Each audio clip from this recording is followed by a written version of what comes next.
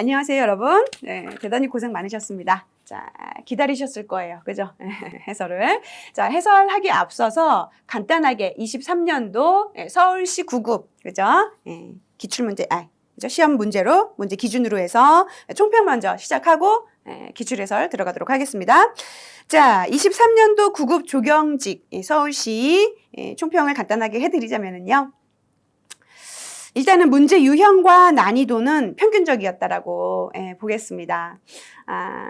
이번 23년도 국가직도 그렇고 지방직도 그렇고 최대한 이런 문제 유형이라든지 그죠? 난이도라든지 이런 것들을 노멀하게 평균적으로 그죠? 일반적으로 만들려고 부단히 노력했었던 흔적들이 보였었어요. 물론 떨어뜨리기 위한 그죠? 좀 국지적인 문제들이 있기는 했었는데 그거는 어차피 그 문제 유형의 수준을 그죠? 뭐 난이도라든지 이런 편차 난이도 조절과 편차 조절을 위한 문제이기 때문에 그거는 어쩔 수 없어요. 그죠? 그건 어쩔 수 없기 때문에 자, 그래서 일단은 문제 유형 난이도 평균적이었다라는 거. 그리고 문제 유형 수준에 있어서 문제 유형도 역시 평준화하기 위해서 노력했었던 점이 보였어요. 제가 봤을 땐 그래요. 자, 그리고 일단은 난이도 그리고 이제 편차 조절을 위한 문제는 각 과목당 약 5문제에서 6문제 정도로 저는 보여졌습니다. 좀 그렇게 봤을 때 좀 노멀했다. 왜냐하면 이 난이도 및 편차 조절을 위한 문제가 각 과목당 5문제에서 6문제 정도였어요. 이거는 무슨 말이냐면은 결국은 그죠? 약간의 조금 떨어뜨리기 위한 그죠? 그런 문제들이었다라는 거. 그런데 그 문제들조차도 정말 생뚱맞은 곳에서 가지고 온 게 아니라 정말 나름대로의 명목이 있었어요. 그래서 그거는 제가 이제 문제 해설을 해드리면서 말씀드리도록 하고요. 자, 그래서 조경계획 및 생태계 관리 같은 경우는 약 5문제 정도가 난이도 편차 조절을 위한 문제였었고, 그래서 5문제 정도 봤을 때 조경계획 생태계 관리는 평균 약 75점에서 80점 정도. 그죠? 그리고 이제 조경학 같은 경우는 약 6문제 정도의 그죠? 난이도 조절을 위한 문제들이 있었어요. 그래서 약 70에서 75점 정도를 평균 점수로 제가 잡았어요. 자, 그래서 일단은 첫 번째 과목이 조경학이네.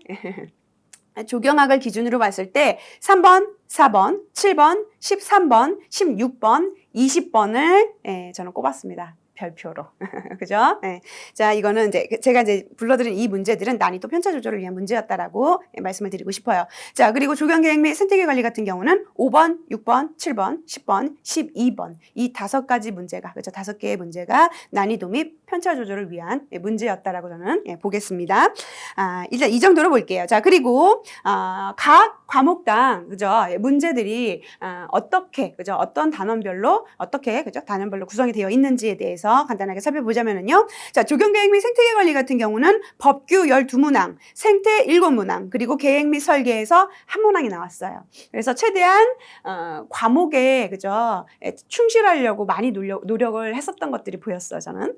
자, 그리고 조경학 같은 경우는 그죠? 문제의 빈도는 적지만 어때요? 다양한 영역에서 단원에서 출제가 됐어요.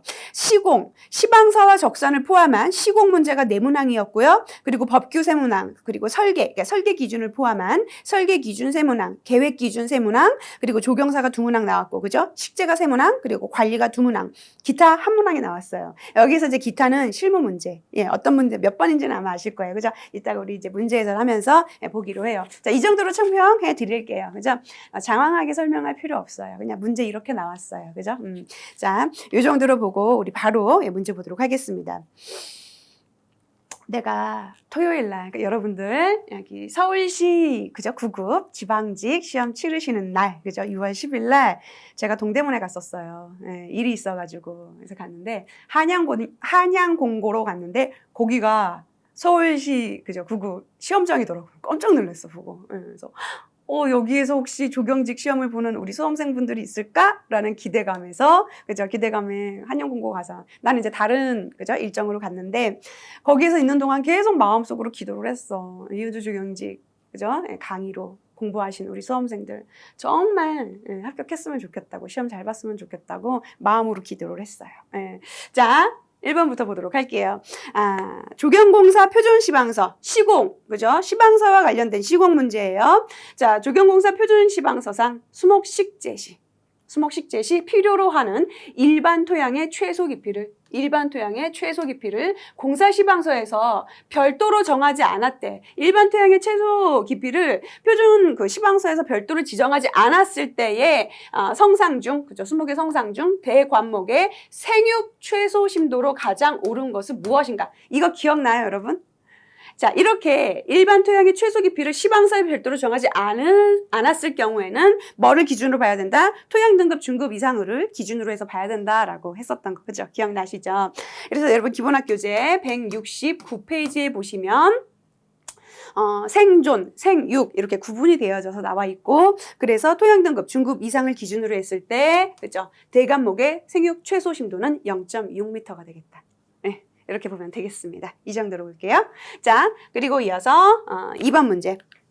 자, 이번에는 법규 관련된 문제예요. 자, 도시공원 및 녹지 등에 관한 법령상 기능과 주제에 따라 세분한 도시공원 중 확보해야 할 녹지 면적의 비율이 큰 것부터 순서대로 바르게 나열한 것은 무엇인가? 나는 여러분들이 이 문제를 접했을 때 전혀 거리낌 없이, 당황함 없이 문제를 접했었으면 참 좋았을 텐데 라는 생각을 했었어요. 무슨 말이냐 하면 이 도시공원 및 녹지 등에 관한 법령 중에서도 특히 그 도시공원, 그죠? 주제별로, 그죠? 도시공원 종류별로, 그죠? 생활권 공원과 주제공원이 있었잖아. 이거 되게 중요하다라고 했었잖아. 그래서, 공원, 확보해야 될 공원 면적과 그리고 시설 부지 비율, 그지? 이런 것들. 그리고 이제 기억나요, 여러분? 어디에서 내가 이 얘기를 했었냐면은, 여러분 기본학교재 135페이지 강의를 할 때, 자, 시설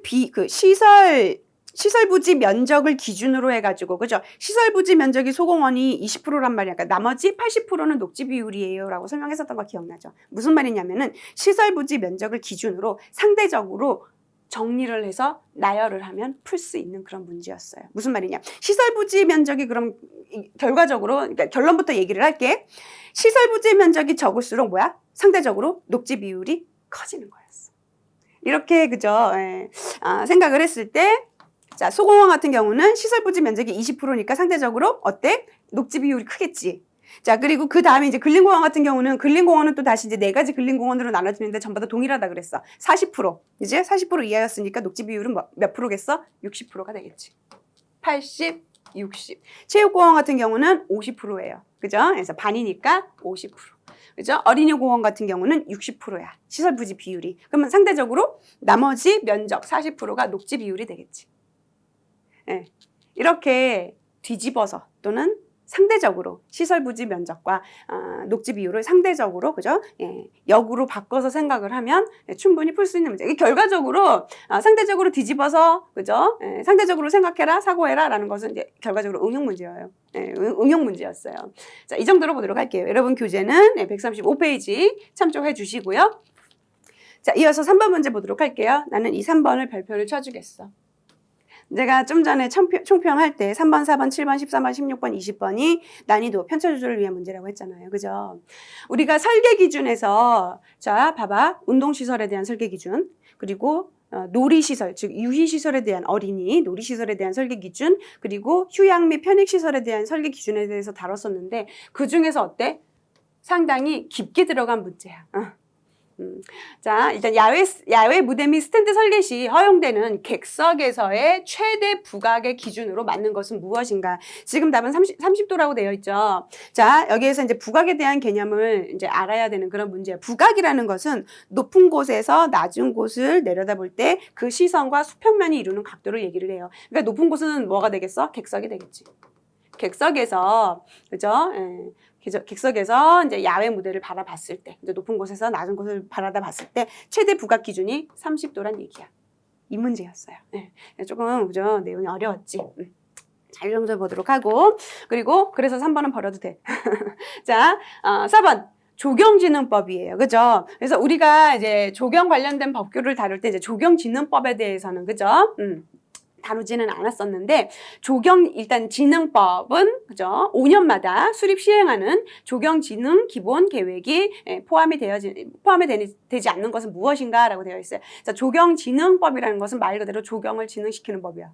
조경이 그죠? 이 우리 사회에서 이제 입지를 굳히고 그죠? 이제 발전할 수 있는 그죠? 이제 그런 법들을 그런 명목으로 만든 법이 이제 조경진흥법이거든요. 자, 이런 조경진흥법은 5년마다 수립 실행하는 이제 기본 계획들이 있는데 여기에 포함되지 않는 것은 무엇인가? 조경을 진흥시키고자 하는, 개발시키고자 하는, 디벨롭 시키고자 하는 그런 법이기 때문에 여기에 관련되지 않는 내용들을 찾으면 돼요.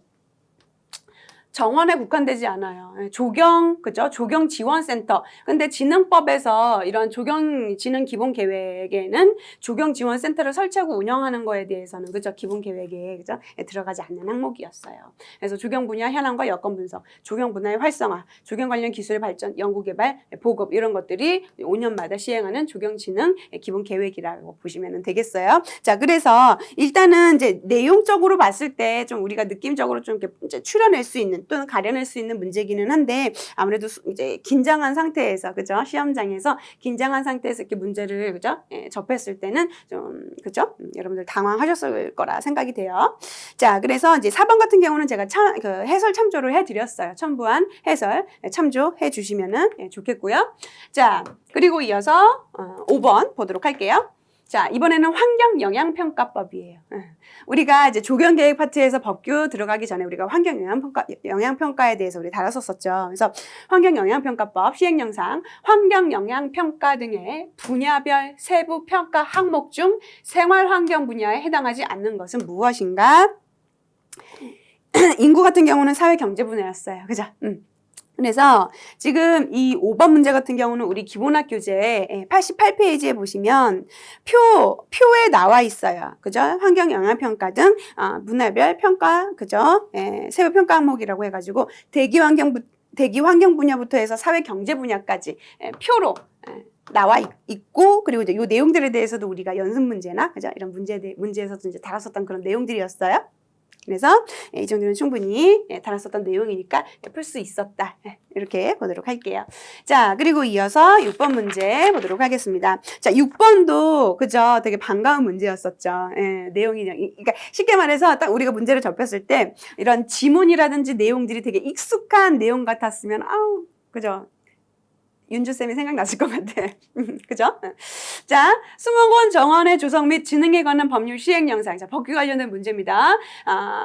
국가정원의 지정 요건에 대한 설명으로 가장 옳지 않은 것은 무엇인가? 국가정원의 지정 요건은 여러분 기본학 교재 111페이지 참조해 주시면 되겠고, 그리고 이 국가정원 지정 요건에 대해서는 우리가 동형 모의고사에서 여러 번 다뤘었던 문제였어요. 그죠?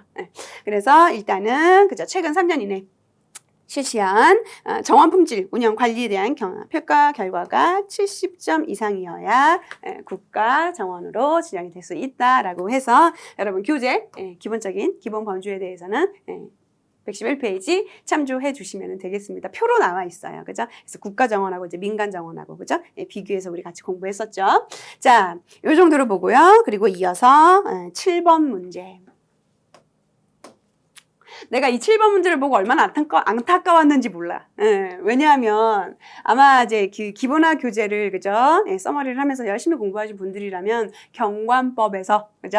경관법에서 요 내용들을 우리가 이제 간략하게 다루기는 했었는데 교재에는 시가지 및 도시 기반 시설 그 경관 자원이라고 해가지고 통합으로 해서 다뤘었어요. 이거를 좀 더 세분화해서 다뤘었으면 좋았을 텐데. 그래서 시가지와 도시 기반, 시가지 경관 자원과 도시 기반 그죠? 시설에 대한 경관 자원을 어떻게 구분을 하지? 이거 조금 헷갈리셨을 것 같은데 봐봐요, 여러분. 일단은 이 기반 시설에 대한 개념만 알아도 그죠? 기반 시설에 대한 개념과 그런 기반 시설의 종류에 대해서 우리가 어디에서 다뤘었냐면은 국토계획 및 이용에 관한 법률에서 기반 시설에 대한 개념과 종류에 대해서 다뤘었어요. 그래서 그 개념이 잘 정리가 되어 있었으면은 그래도 좀 이렇게 구분해서 그죠? 생각해 볼 수 있지 않았을까? 좀 그런 욕심이 들었었어요. 자, 그래서 그렇게 봤을 때 도시 기반 시설은 보통 이제 도로나 철도 이런 것들이죠, 그죠? 도로나 철도, 뭐 전기, 그죠? 뭐 상하수도 이제 이런 것들 기반 시설이잖아. 그래서 이제 그런 것들을 봤을 때, 그죠? 여기에 나와 있는 보기에 나와 있는 내용들은 이제 시가지 경관 자원으로 우리가 구분을 해낼 수가 있다. 욕심이었을까? 자, 그래서 7번 같은 경우는 제가 해설을 별도로 첨부를 해드렸으니까 해설 참조해 주시면 좋겠고요. 자, 그리고 이어서 8번 문제 보도록 할게요. 8번 문제 같은 경우는 이제 기타로 제가 넣었어요. 기타라고 해가지고 기타 일문항이라고 해서 실무예요라고 말씀드렸던 부분. 근데 아마 이제 우리 그 서울시 그죠? 서울시 지방직 시험이다 보니까 아무래도 이제 서울을 주제로 해서 서울시와 관련된 조경 그 이슈 키워드에 대한 문제를 조금 내고 싶었나 봐. 자, 그래서 이제 답은 2번으로 되어 있는데, 관심 있는 분들이 아마 있었을까라는 생각이 들어요. 자, 선유도 공원. 그죠? 선유도 공원이 이 중에서 가장 먼저 생긴 공원이 아닐까 싶어. 그죠? 자, 선유도 공원은 정수장이었어요. 그죠? 그래서 그 국내 최초 재활용한 그 정수장을 국내 최초로 우리나라 그죠? 국내 최초로 정수장을 재활용해서 그죠? 생태공원으로 만든 것이 바로 선유도 공원이었어요. 자, 그리고 이제 문화 비축기지라고 되어 있는데 그죠? 석유 탱크를 이용해서 문화 비축기지로 다시 재탄생한 이 내용은 마포에 있는 이제 서울시 기준으로 마포에 있는 석유 비축기지를 재생해서 어떻게 생태문화공원으로 만드는 대표적인 사례라고 볼 수가 있겠고요.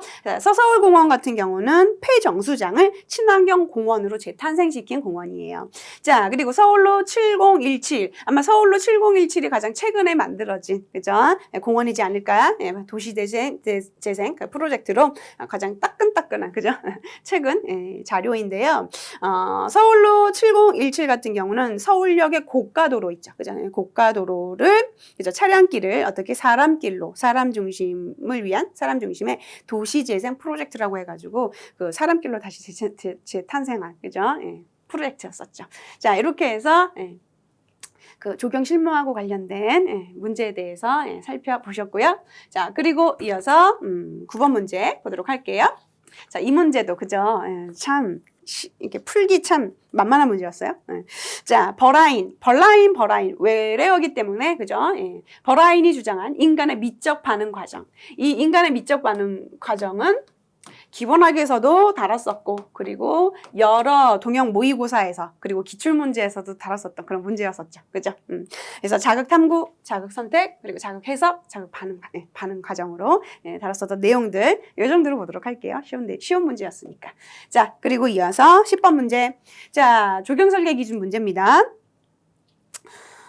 조경 설계 기준상 물놀이를 전제로 하지 않는, 그러니까 물놀이를 하지 않는 수경시설이라는 얘기예요. 자, 경관용수인, 그러니까 바라만 보는, 그죠? 바라만 보는 용수인 분수, 폭포, 벽천의 최소 용수 순환 횟수로 가장 옳은 것은 무엇인가? 1일 2회. 이거 우리 어디에서 다뤘었죠? NCS 조경생태에서 조경관리 파트에서 이 내용들을 다뤘었어요. 그리고 이제 동형 모의고사에서도 다뤘었고, 그죠? 자, 그래서 이 시험을 치르시면서 여러분들 아마 제 생각이 많이 났을 것 같아요. 왜? 제가 정말 그죠? 문제풀이 할 때 이론학을 공부했었던 이론서, 그죠? 기본서, 이론 내용들이 빛을 발하는, 그죠? 빛을 발하는 때가 바로 이 문제풀이 할 때예요. 이렇게 말씀드리면서 이런 문제풀이를 통해서 그 문제에서 요구하는 핵심 키워드와 관련된 기본 범주를 이론서에서 찾아서 다 정리를 해서 우리가 공부를 해야 돼요. 말씀드렸잖아요. 기본 범주. 그죠? 그래서 기본 범주가 중요했었던 거야. 자, 이 정도로 보고 이어서 11번 보도록 할게요. 자, 11번도, 그죠? 12번도 참, 그죠? 괜찮은 문제였어요. 제가 봤을 땐 그래요. 무슨 말이냐면, 2019년 유네스코 세계유산에 등재된 우리나라 9개의 서원으로, 와, 정말 친절하게 2019년이라고 시기적인 것도 제시를 해주고 그리고 우리나라의 9개의 서원이라고 했어. 이게 무슨 말이냐면은 2019년도 당시 유네스코에서 우리나라의 서원을 9개를 지정을 했단 얘기예요. 그래서 이 2019년도에 세계유산, 그죠? 유네스코에서 이제 우리나라 와가지고 9개의 서원을 딱 집어가지고 얘를 세계유산으로 딱 등재를 해준 거야. 그러니까 이게 이제 스타트가 되었었던 거지. 무슨 말씀이에요? 그죠? 궁금하실 거예요. 왜 이렇게 자신있게 해설을, 그죠? 해주실까? 옳지 않은 거라 그랬지. 도봉서원 때문에 틀렸어. 지금 현재 23년도를 기준으로 봤을 때는 우리나라 거의 전국에 분포되어 있는 서원들이 거의 대부분 유네스코 세계유산으로 등재가 되어 있어요. 자, 그런데 중요한 거는 뭐라 그랬어? 2019년도 지정했을 때 몇 개를 지정을 했대? 9개를 지정했대. 그럼 이 9개는 어디에 있을까? 여러분, 그죠? 기본학 교재 55페이지에 보시면 유네스코 한국 서원이라고 해가지고 9개의 서원이 교재에 나와 있어. 이게 2019년도에 제일 처음으로 지정된 우리나라 서원들이에요. 그래서 교재를 보시면 그대로 찾아서 답을 가려낼 수 있고, 그리고 이제 그 부분에 대해서, 서원에 대해서, 그죠? 서원의 종류에 대해서만 잘 기억을 해주셨으면 충분히 풀 수 있는 그런 문제였어요. 되셨죠? 자, 교재 참고해 주시고요. 자, 그리고 이어서 12번 문제. 자, 이번에는 조선시대. 조선시대 음양론과 관련된 전통적인, 이거 중요하지 않아. 이 키워드 이게 중점적으로 볼 필요 없어. 조선시대 지당과 그 형태를 바르게 짝지어진 거. 결국은 이 문제야. 그죠? 그래서 봐봐. 시험장에 갔을 때 여러분 기분 어땠어요? 되게 긴장되고 집중하기 힘들었지. 그죠? 근데 막상 이제 집중했을 때는 이제 잘했으리라고 믿어. 자, 그런데, 내가 이 문제풀이 강의를 특히, 그죠? 문제풀이 강의를 할 때, 문제 강의를 할 때 가장 강조했었던 부분이 핵심 키워드를 뽑아내는 것들. 그래서 시험 볼 때 그 훈련들이 되게 빛을 발하는 게 뭐냐면은 긴장된 상태에서 핵심 키워드를 딱딱 뽑아내야지. 그죠? 그나마 내가 문제에 접근하기에 가장 수월해요. 자, 그리고 자, 이 12번도 제가 자신있게 해설을 할 수 있는 게 뭐냐면, 그 조선시대 지당의 형태를 내가 정확하게, 그죠? 모를 수도 있어. 하지만 어디에서, 그죠? 페이지, 여러분 기본학 교재 50페이지에서 한국정원의 특성이라고 해가지고 한국정원의 특성에 대해서 쭉 내가 설명을 해줬었고, 그 중에서 음양 오행사상에 입각해서 그 방지 방도 형태의 2가지 그 사례에 대해서 내가 설명을 했었어요. 방지 방도. 2가지가 있었다라고 해가지고 경복궁 경회루지, 그죠? 경회루, 그리고 어디 갔어? 강릉, 그죠? 선교장, 그죠? 환례장. 2가지에 대해서 2가지가 방지방도 형태예요라고 해서 설명드렸었던 부분 기억날 거예요, 그죠? 그래서 답은 그죠? 방지방도 2가지가 있었다. 이렇게 보도록 할게요. 교재는 50페이지 참조해 주시면 되겠어요. 자, 그리고 이어서 13번 문제. 별표 일단 치고. 네. 왜냐하면 만병초가 기존에 그 조경수로 일반적으로 이용됐던 수종은 아니었어요. 근데 요즘에 들어서 이 만병초가 조경수와 원예용으로 이제 전망도가 높다라고 해가지고 요즘 한참 조경 분야하고 이제 원예 쪽 분야, 실내조경까지 포함해서 되게 각광받고 있는 이제 수종이다라고 해요. 그래서 이제 만병초를, 그죠? 문제를 출제를 했나 싶어요. 그런데 이 만병초의 특징으로 가장 옳지 않은 것은 너무 좀 깊게 들어갔지. 그래도 학명이 아닌 게 어디야. 그죠? 다행히 학명 문제가 나오지는 않았어요. 자, 만병초는 진달래과 관목이에요. 근데 음수야. 그러니까 방근을 그늘에서 잘 자라는 수종이고 상록수래요. 자, 그런데 내한성이 되게 강해. 그래서 어디에서 자라냐면은 고산지대에서 자라. 근데 고산지대에서 자라는 만병초를, 그죠? 일반 이런 서울 지역 도심부에 조경수로 사용을 할 수가 있을까? 얘는 좀 개량을 해야 되지 않을까 싶어요. 근데 꽃의 색깔이 다양해가지고 조경수, 그러니까 조경 쪽 분야에서 많이 각광을 받고 있어요. 이 정도로 보도록 할게요. 자, 그리고 이어서 15번이죠. 14번 보도록 할게요. 자, 보기에서 설명하는 조경식재법으로 가장 맞는 것은, 옳은 것은 무엇인가? 이거 너무 쉬웠지. 자, 일단은 정형식재법이래. 열식, 단식, 교호식, 대식 전부 다 정형식재법이에요. 자, 열식은 뭐야? 일렬식재. 그죠? 일정한 간격으로 열식, 일렬식재고, 단식은 뭐야? 단식은 독립식재예요. 그러니까 지표식재 할 때도 이제 단식으로 하고, 대식은 대칭식재라고 했었지. 그치? 그리고 이제 교호식재는 어긋나기 식재라고도 한다라고 했었어. 너무 쉽지? 이 정도로 보도록 할게요. 자, 그리고 14번 같은 경우는 우리 기본학 교재 167페이지에 보시면 정형식 식재 방법과 자연 풍경식, 자연식 식재 방법에 대해서 2가지 패턴들이 나와 있으니까 걔를 기본 범주로 참고해 주시면 되겠어요. 자, 그리고 이어서 15번 문제 보도록 하겠습니다. 자, 일반적으로 이번에는 이제 조경식물, 그죠? 식재 관련된 문제예요. 14번도 식재였고 13번도 식재였지. 자, 일반적으로 여름에 꽃이 개화하는 수목, 여름에 꽃이 개화하는 수목으로 가장 옳은 것은 무엇인가? 라고 되어 있어요. 그죠? 자, 자기나무가 늦봄에서 초여름 사이에 꽃이 피어요. 그래서 이제 여기 여름에 꽃이 피어야 한다라고 되어 있는데 자, 나머지 이제 자목련, 병아리 꽃나무, 풍년화는 이제 참조해 주시고요. 전부 다 이제 봄에 개화하는 수종들이에요. 네. 자, 그리고 이제 이 15번 같은 경우는 여러분 어딜 참조하시냐면은 우리 기본학교제 189페이지에 보시면 계절별 개화 수종이라고 해가지고 표로 계절별로 그리고 색깔별로 개화하는 수종들에 대해서 쭉 표로 정리가 되어 있어요. 그거 참고해 주시면 되겠어요. 되셨죠? 자, 그리고 이어서 16번 문제 보도록 할게요. 이 문제 되게 안타까운 문제였어. 그죠? 네. 시공, 그 중에서도 적산 관련된 문제예요. 공정표라고 나와 있죠. 문제에서는 공정표라고 나와 있는데 일단 문제 보도록 할게요. 자, 공정표 작성 시 경험이 없는 건설공사의 작업 소요 시간을 산정할 경우 세 개의 추정치를 합산해서 기대 시간을 산정한대요. 난 여기에서 여러분들이 조금 히트를 얻었으면 하는 그런 바램, 그죠? 예, 욕심이 있었어요. 자, 보기에서 주어진 세 개의 추정치에 근거하여 산정한 작업 요소 기대 시간으로 가장 옳은 것은 무엇인가? 근데 이 용어들을 낙관 시간, 정상 시간, 비관 시간을 좀 더 우리 수험생들이 이해하기 쉬운 용어로 바꿔줬으면 좀 더 좋았을 텐데. 문제를 좀 풀어내는, 그죠? 좀 힘이 있었을 텐데, 좀 그런 아쉬운 마음이 들었었어요. 낙관 시간, 그죠? 낙관 시간이라는 것은 말 그대로 작업 예상 시간이에요. 예상 시간, 작업 예상 시간. 작업이니까 이제 시공이지. 작업 예상 시간이고 정상 시간은 말 그대로 공정 활동 시간을 얘기해요. 그러니까 직접 그 평균적인 기대 시간, 그죠? 그냥 시공 시간이라고 하자. 그리고 이제 비관 시간이라는 것은 쉽게 말해서 악조건 속에서의 그 소요 시간을 얘기하는 거예요. 악조건.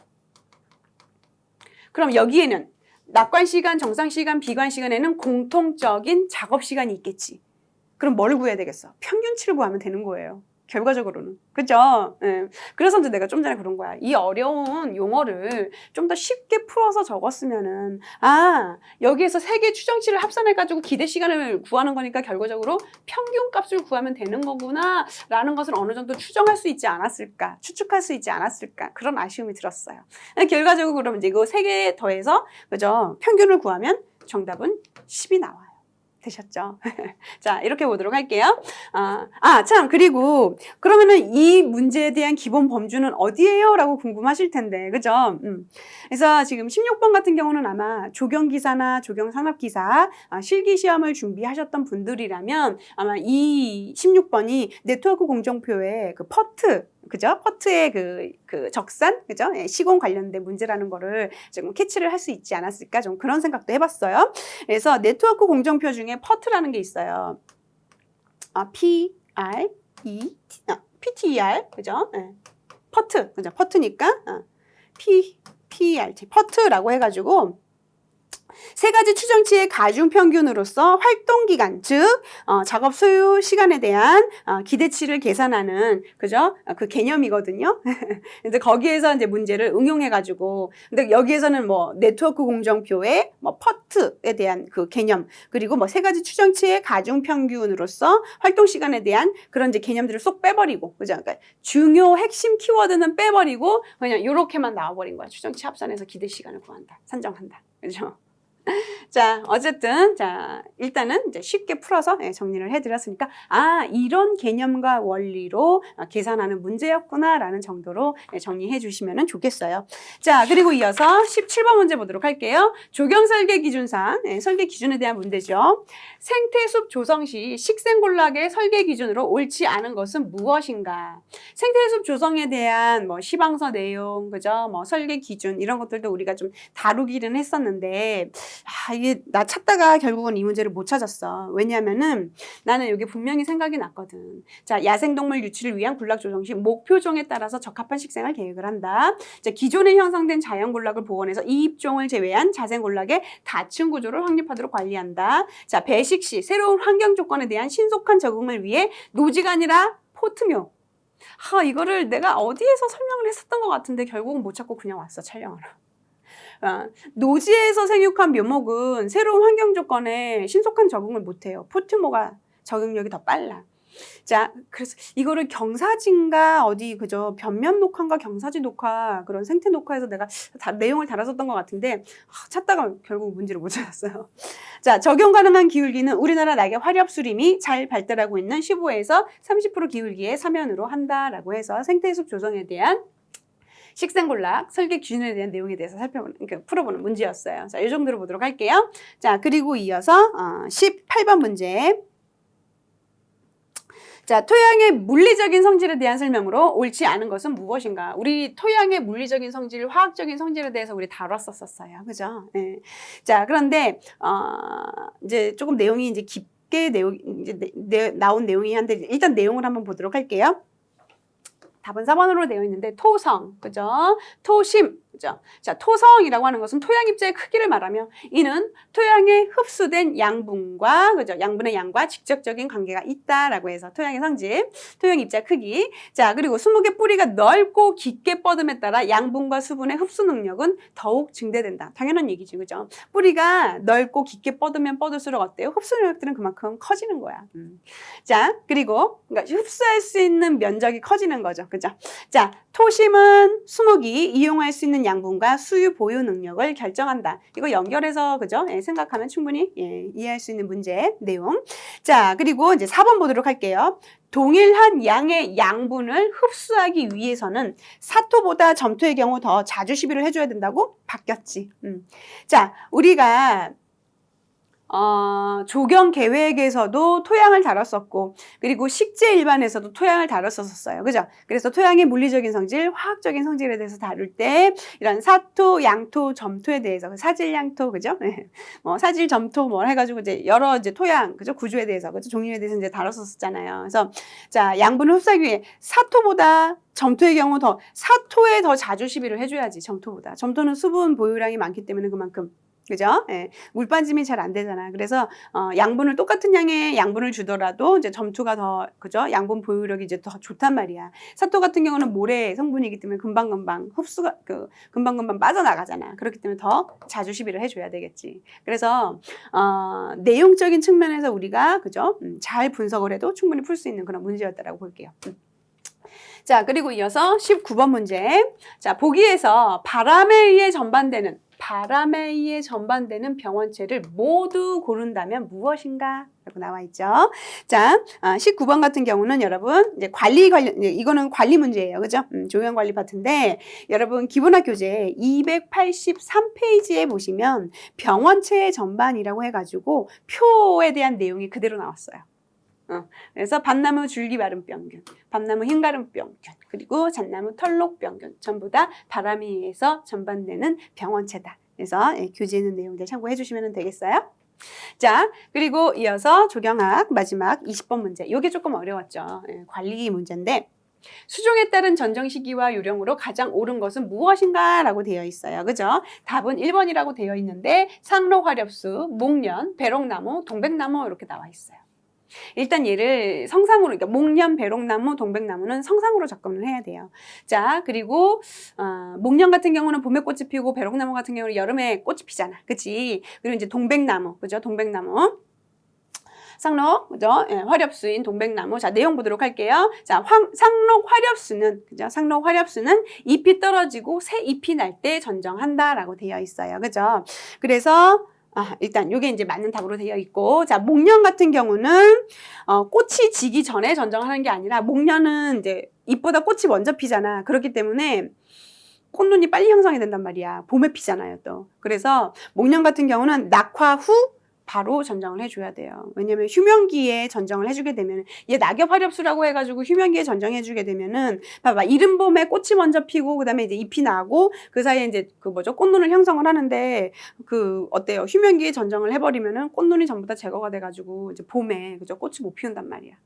자, 그래요. 자, 그리고 이제 배롱나무 같은 경우는 이제 여름에 꽃이 피는 수종인데, 얘는 여름에 전정하고, 여름에 꽃이 피는데 여름에 전정을 하면 어떡해? 그치? 그래서 배롱나무 같은 경우는 새순이 나기 가기 전에 이른 봄에 전정을 해줘야 돼요. 자, 돈백나무 같은 경우는 눈의 아래를 전정하는 게 아니라 그죠? 위쪽 눈을 깊게 잘라줘야 되는 그런 수종이에요. 너무 좀 전문적인 내용으로 그죠? 출제가 된 문제라서 이렇게 해설해 드리도록 할게요.